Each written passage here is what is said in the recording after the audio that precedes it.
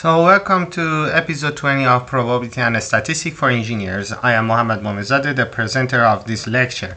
So today we will discuss about several topics, including the following things. It's started by talking about the continuous probability distribution, and we have also the uniform distribution and normal distribution, and we will follow and state all this type of the distribution with a few amount of the examples. So you will see this type of the distribution, and we will talk about application of normal distribution as well, and we will evaluate the normal distribution by using the table for the value of these distributions. So the observation generated by different statistical experiments have the same general type of behavior. Means that when we have some statistical experiments, some of them can be categorized in some distribution, and we will discuss about some famous distribution that lead us to some good conclusion about the continuous random variables. So the first type of the distribution that we will talk about, it is a uniform one, and then we will discuss about the normal distribution and approximation of a normal distribution to approximate the binomial distribution, and later on we will talk about the gamma and exponential distribution, and at the end of the day we will talk about the chi-square distribution as well. So let us start our discussion by the continuous uniform distribution. So this is the definition for continuous uniform distribution. One of the simplest continuous distribution in all statistics is the continuous uniform distribution. This distribution is characterized as follows.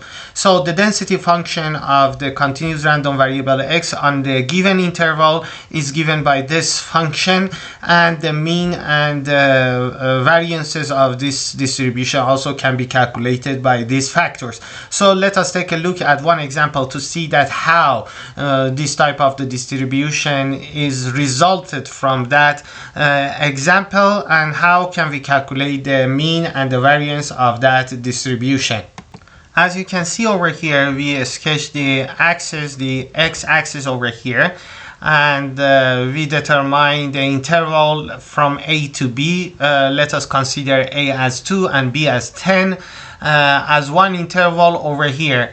Inside of this interval there are infinitely many real values numbers. So the number pi, for instance, are here, the e is here, the Euler numbers, the Euler number, the pi number is here, there are a lot of numbers over there indeed. So for instance 4.5.4 is there, and a lot of numbers are there. It's not only the few values over there.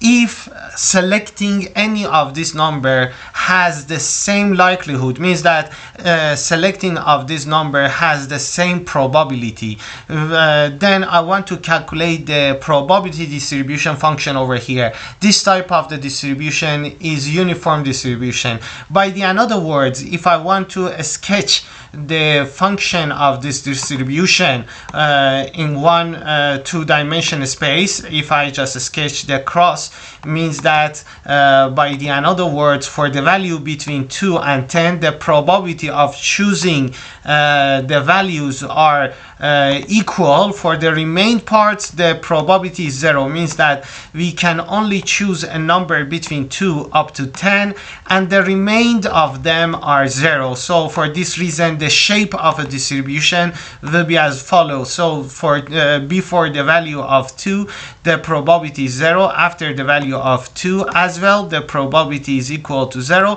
There are only the few numbers inside of the 2 and 10 that the probability over there is equal, and it's uniformly distributed in that region. By the other words, I can even just consider this part over here, so the probability is some constant over here, otherwise it's equal to 0. So to calculate this value, this constant, let us consider that one as a constant number k, I should calculate, I should use the property of the distribution function. We know that the integral of that distribution over here, because we have the continuous distribution, we should use the integral of fx, or the continuous probability distribution function. Let me just use t dt should be equal to 1. So this integral should be equal to 1. And as you can see over here, since the probability outside of this interval is equal to 0, so I can partitionate integral to 3 parts. One part from minus infinity up to the point a of the same function, plus the integral from a to b of this actually interval, for this interval, that the value of the function over here is equal to k. So let me just put the value as well. So outside of this interval, the value of the function is 0, so I should write 0 dt.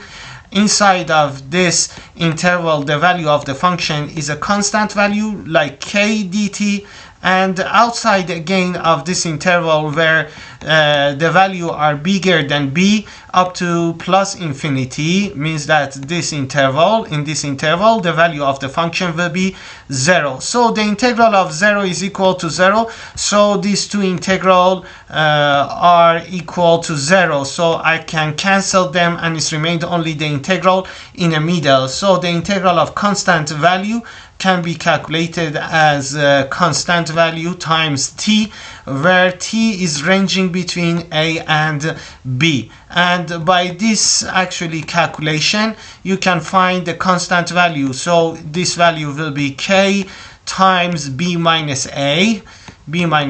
Right now I can calculate the value of k, and as you can see over here, the value of k will be 1, because at the left side we had 1 over b minus a. So this is the distribution function for this uniform distribution. And you can see over here that we determine this function by the given values. Calculating the expected value is similar to this discussion. By the another word, if I want to calculate the expected value, so you can see the calculation over here, the mu or expected value of x is equal to this integral. Based on a definition, we have the integral from minus infinity to plus infinity of x times the probability distribution function. And from a to b, we have the x times the probability value, which is given by 1 over b minus a. So the integral of x will be x squared over 2. And if I put the boundary, the limits over there, 1 times b and minus a substitute instead of the x, then I reach to this formula. And of course we can use the conjugate state and write b squared minus a squared as a b minus a times b plus a. Then b minus a will be cancelled and we have b plus a over 2. Its average of these values means that 10 plus 2, 12 over 2 will be 6, means that the midpoint or the average of them will be the expected value of this actually distribution function.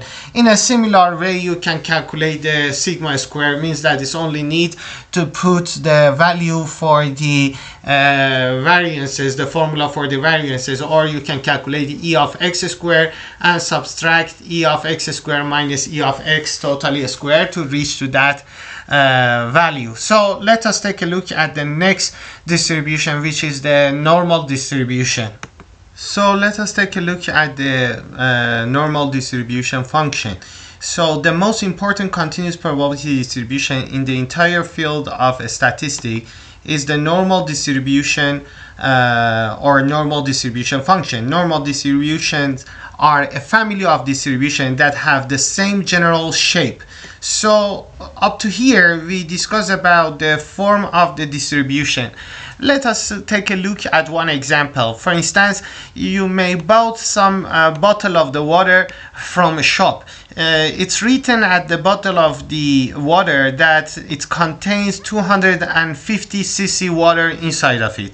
So you are not expected to have no water inside of the bottle, so otherwise you will not buy that type of the bottle of the water. Mainly most of the waters contain 250 cc water inside of it. So if I want to determine the probability distribution for the capacity of the water inside of the bottle, then I have this purple shape of the actually distribution. As you can see, around the 250 cc we have the most probabilities, and as much as you go forward to more than 250 cc or less than 250 cc, then you have the probability less and less. So the maximum probability, the maximum value of the probability is cumulated around 250 cc, means that we expected to have more water around 250 cc, somehow more or less than 250 cc, but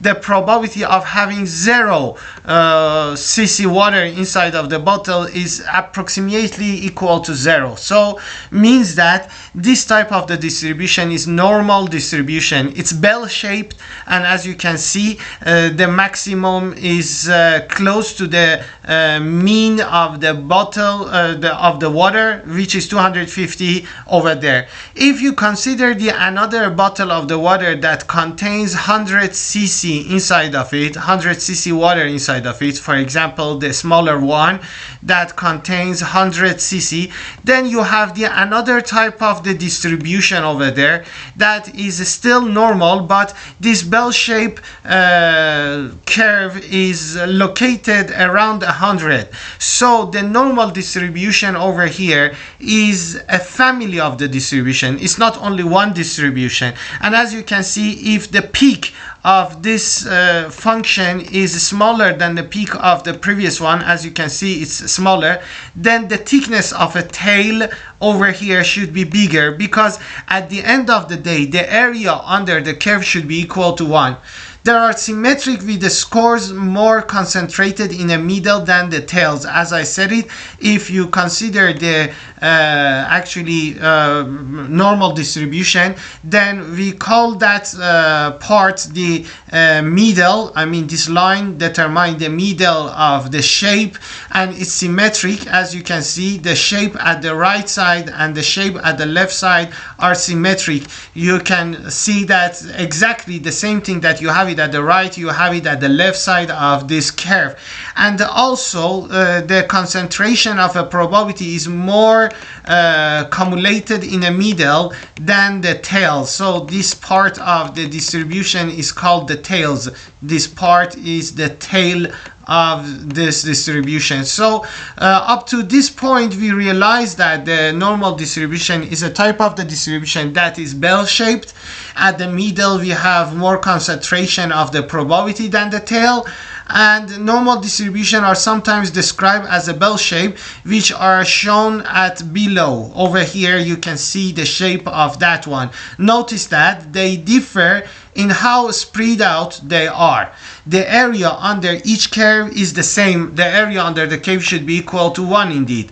The height of a normal distribution can be specified mathematically in terms of two parameters, the mean and the standard deviation. So I can show you what is the differences between this type of the distribution in one family of normal distribution. Let us take a look on it. So again, we use the Desmos sketching program for the online program of sketching the graph of a function, and we put the normal distribution function. Later on I will introduce the type of the function, and over here I just put the standard deviation by the parameter a and the mean of that distribution by the parameter of m. If I just change the standard deviation, as you can see by making the smaller and smaller standard deviation, like 0.2, the peak of that function will be bigger and bigger. Means that if you just sketch it over here, you can see that as much as, for example, right now it's close to 1 and the peak is too low. But if I just have the smaller value for a standard deviation, for example 0.3, the peak is higher, and it's going to be higher when we have 0.23. But for the mean of that value as well, if the mean is changed, as you can see, that bell-shaped distribution is shifted to the left and to the right as well. So this is how the standard deviation and the actually mean is affect the shape of this distribution. And area under the curve of this distribution is equal to 1, of course. For each of them, it's equal to 1. So as you can see over here, I gathered that formula over here. So you can see the general formula for the normal distribution function. It will be 1 over roots of 2 pi sigma. Sigma is outside of that root. E to the power of minus half times x minus mu over sigma totally square. This is a formula for the distribution function over here. The normal distribution function with the normal random variable has this formula, and as you can see over here, we put the value of pi and Euler number as well. And as you can see, if the mu is changed, as much as the mu is gonna be bigger, the shape of that distribution is shifted to the right. Means that over here mu1 is less than mu2, less than mu3. And the attitude of the function is as follows: by decreasing the value of sigma, the peak of a function will be bigger. Means that over here the red curve with a higher peak has a sigma 1 as a standard deviation, and sigma 1 is smaller than sigma 2 than sigma 3 as well. So over here we can see the differences between different shape of the normal families function. So at this point I want to remind you about an important thing. Right now we have a family of a distribution, and based on a definition that we had it for the continuous random variable and the probability of that things, you remember that the probability of one specific value for the probability distribution function, the continuous probability distribution function, is equal to 0. Means that the probability of x, for example, at this case, even that we have some value at the point 3 for mu3 cases, this type of the distribution, the blue one, the probability of x equal to 3 will be equal to 0. Because the probability of a specific value can be calculated by the integral where the limit of the integral are the same. So we should calculate the probability over here by using the interval. Means that the probability of x between, for example, 2 and 3 has a meaning for that function. And if I want to calculate the probability of x equal to 2 and 3 over here for this function, as I said it before, the blue one, then you should calculate the area under the curve between 2, this is the point 2, and a point 3, this is a point 3. Means that this area under the curve determine the probability that we want it, and it will be equal to this actually integral. It will be integral between 2 up to 3 of the given function, and the given function will be 1 over roots of 2 pi and sigma. The sigma over here is given by 0.1, for example, 0.1, and e to the power of minus x minus mu, and the mu is 3 square over sigma square times 2. Means that 2 times 0.1 square.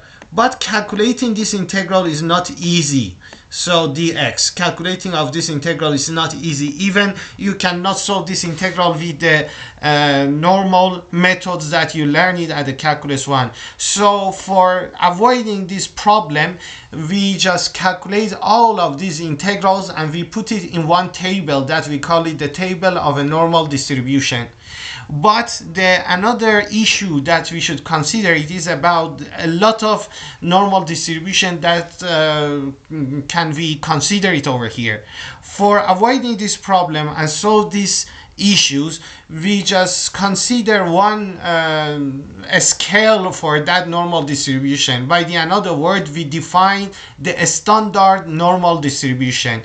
Means that we consider one specific type of a distribution that we call it the normal distribution, and for that one we calculate the different value of the integrals in one table. Then by converting any type of the distribution to that normal, we can calculate the values. So let us take a look at that things as well. So over here we sketch the situation.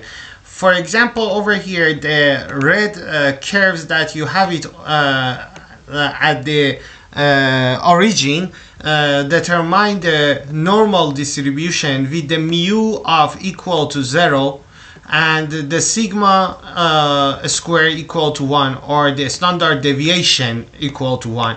So in this case we call that type of the distribution, that type of the normal distribution, we denote it by z, and we call it the standard normal distribution. Right now, if we have the another type of the distribution with the different sigma and different mu, for sure the mu of this one is bigger. So for instance, the mu is equal to 3 for this one, and the actually sigma also is equal to 0.7 for example. And this one, the last one, which has the bigger mu because it's at the right side of them, so the mu over here is 6, and the smaller sigma because the peak is actually higher than the other one. So right now, to calculate the probability, for example, for that normal distribution, the blue one, to calculate this area, indeed, for example, this area that determines some probability, let me just color it. So if I color this part, you can see that for calculating this area, we try to shift this actually curve to the standard form. Means that we just change the value to the standard form, and after that we change it to the standard form, the area will be actually transferred to this part, and this area and the given area will be as the same. So this is a technique that we just applied over here. Means that if you have any type of the distribution like this distribution, to calculate the probability we need to calculate this area, and instead of calculating this area we just try to shift that curve to the standard form, and for the standard form we have a table of a distribution. Then we calculate that area by using the table of the distribution. That's a technique indeed to calculate the probability for a normal distribution. Let us take a look at the situation closely and see that what shall we do exactly in this case. So over here you have one example of a standard normal distribution and converting that type of the distribution to the standard form. So first of all, the standard normal distribution is a normal distribution with a mean of 0, means that the center of that bell-shaped distribution is located at the origin, and a standard deviation of 1. So I exaggerate about the shape of that standard normal distribution because the shape is not that much sharp or that much with that peak over here. I just exaggerate about the shape to understand the concept better. So normal distribution can be transferred to a standard normal distribution by this formula. This is the formula of converting any normal family to the standard form. For example, at the right side we have one normal distribution with the mu of 50. This is mu of that one, which is 50, and the standard deviation is given by 10. Right now, if I want to convert this one to the standard form, we should follow that formula. First of all, because the shape has a mu of 50, if I want to convert it to the standard form, I should subtract 50 from the score. For example, if the score is given by 70 over here for this distribution, for the distribution, normal distribution of 50 and 10, if the score is given as a 70, to convert it to the left, we should subtract 50 from that one first. So we subtract 50 from that value to shift it to the left. And because the sigma or standard deviation is given by 10 and the normal and standard form has a sigma of 1, we should divide this value by the sigma, or we should divide it by 10. If I divide it by 10, then the corresponding value for the standard form will be 2. Means that this 70 at this distribution is converted to the point 2. And as you can see, the area under the curve between 50 and 70 is as the same as area between 0 and 2. Means that instead of calculating the probability for x, for example over here for x between 50 and 70 for the distribution, normal distribution that we have it at the right side, that light blue colors curve, instead of calculating that one, we just convert this x to the z form, to the standard form. Means that we subtract mu from the x and we divide the value by the sigma. We do the same thing with the numbers that we had it at the right and the left side. So if you do the same thing, that 50 can convert it to the 0. Means that 50 minus mu, and the mu is given by 50, so I subtract 50 from that one and I should divide it by 10. If I do the same thing with the number at the right side, means that I should subtract 50 from a 70, so then it will be 20, and 20 over 10 will be equal to 2. So we do this type of the things to calculate the probability. Right now, instead of calculating the probability for x between 50 and 70 with that type of the distribution, normal distribution, we can calculate the probability of z or a standard normal distribution between 2 and 0. These two area under the curve will be as the same.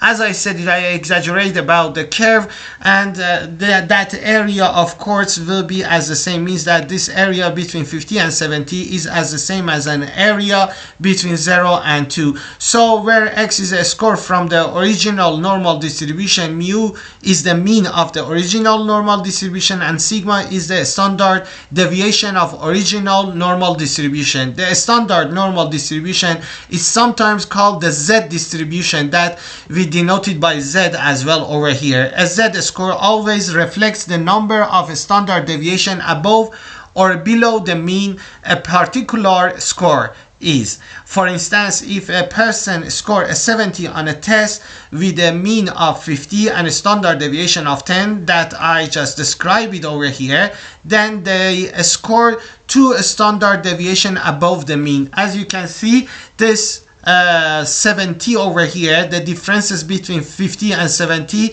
is 2 times more than a standard deviation between 50 and 70. The differences between 50 and 70 is 20, and in a scale of a standard deviation, 70 is 2 times of the standard deviation above the 50. And also at the left side we have 2 standard deviation above the 0 that we have it at the left side. So this transformation is happened with this formula, and right now we have the standard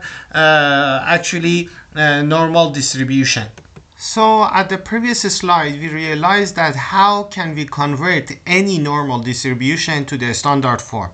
We said that the standard normal distribution is a normal distribution that the mu of that one is equal to 0 and the sigma or the standard deviation of that distribution is equal to 1. Right now, if we have any type of a normal distribution from that family with the standard deviation of sigma and the mean of mu, with this formula we can convert the value of that actually distribution to the standard form. For example, we realize that, for instance, the 70, if converted to the standard form, then 70 convert to the number 2, and 50 also converted to the 0, because 50 is a mean and the mean over here is equal to 0. So we realize how to convert the value of any normal distribution to the standard form. It remains this question that how can we calculate the area under the curve for the standard form. I just put a table of a normal distribution over here, and we will face with 3 cases that I put it here. Later on we will calculate one example and you can see that how can we use that type of the information. But before that, we should know how to calculate the area under the curve for the standard form when the table is given. So one of the simplest cases is a case that we want to calculate the probability of z less than one number. For example, probability of z less than 1.35. If we want to calculate that one, we should use a table to calculate the given value. So for calculating the probability of z less than 1.35 is z less than 1.35. As you can see at the table, the probability of z less than the value are given. So for this reason, I'm looking for this value, which is 1.35. Then I'm looking at the first column of that table to find 1.3. And as you can see, the 1.3 is here. We found what is the point 1.3. Then for the next digit, means that for the number 5 that we have it after 1.3, we are looking at the first row and we will find 0.05, which is that second digits over there. Then we are looking at the intersection of these two values, means that we are going down to reach to that point, and also from 1.3 we are going forward to reach to the given point. And as you can see, the value is found. So the probability of z less than 1.35 will be equal to 0.9115. So this is the probability for this case. If the probability of z less than some digit is given, so to calculate the probability, you can easily find it from a table. This table will be given at the exam. I mean, you will have it for solving the question.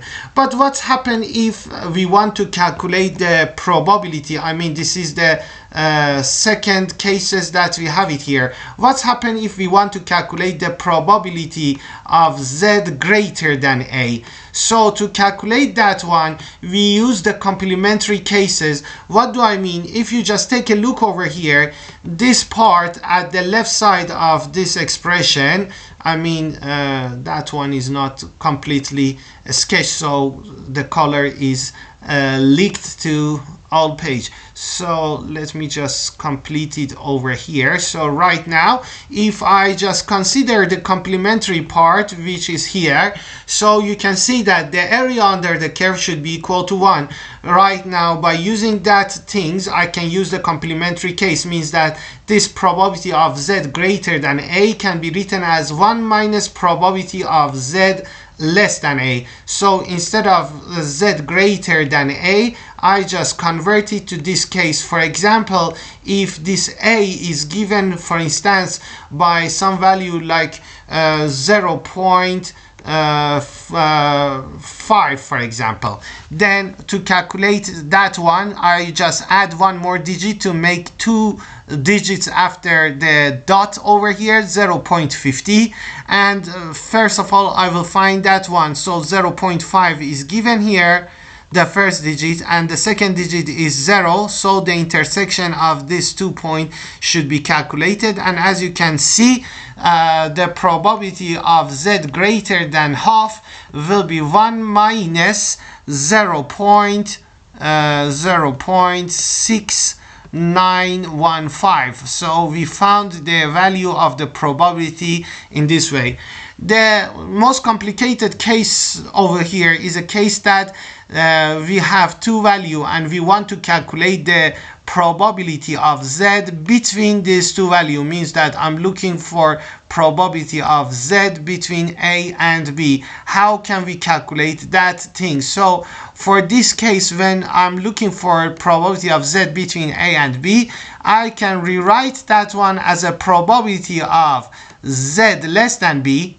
So this probability of z less than b contains all values over here at this shape. Means that if this is the case of z between a and b, then as you can see, probability of z less than b contains the yellow part and the gray part together. So if I want to calculate the gray part, it's only need to subtract the yellow part, and the yellow area is as the same as the probability of z less than a. So I should subtract the probability of z less than b less than a from the probability of z less than b to calculate the probability of z between a and b. Let us take a look at one practical example to see that how can we use this type of the information in one example. So here we go, we just start by one simple example, and step by step we try to make this question more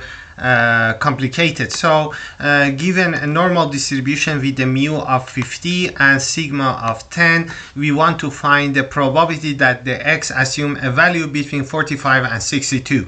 So right now, first of all, we will write the ask probability over here. We want that to calculate the probability of x between 45 and 62. So I will rewrite exactly the value that is asked in the question. So after that one, because this probability distribution, this x, is not the standard form, it's a normal distribution, but it's not a standard.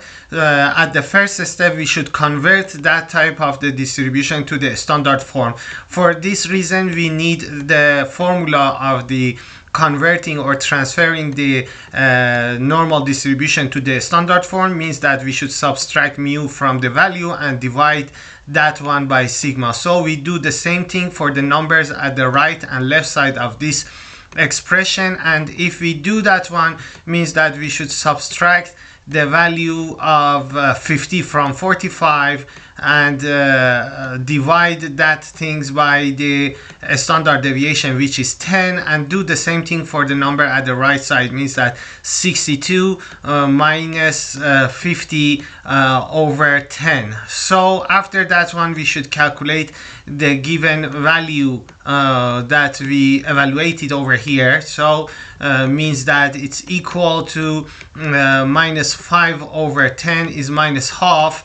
So we have minus half at the left side, and instead of x minus mu over sigma, I will replace it by z distribution, and at the right side we have 62 minus 50, which is 12 over 10, which is 1.2. So after that, because z is between two values between a and b, we can rewrite that one as a probability of z less than the bigger value over there. Means that z less than 1.2 minus the probability of z less than actually minus half. So for calculating the z less than 1.2, we can use that positive table. So at the positive table, the first digit is given by 1.2. So I should calculate it over here. I should find it from a table. You can see 1.2 is located at the first column at this location, and because the second digit is 0, so I should calculate it from here.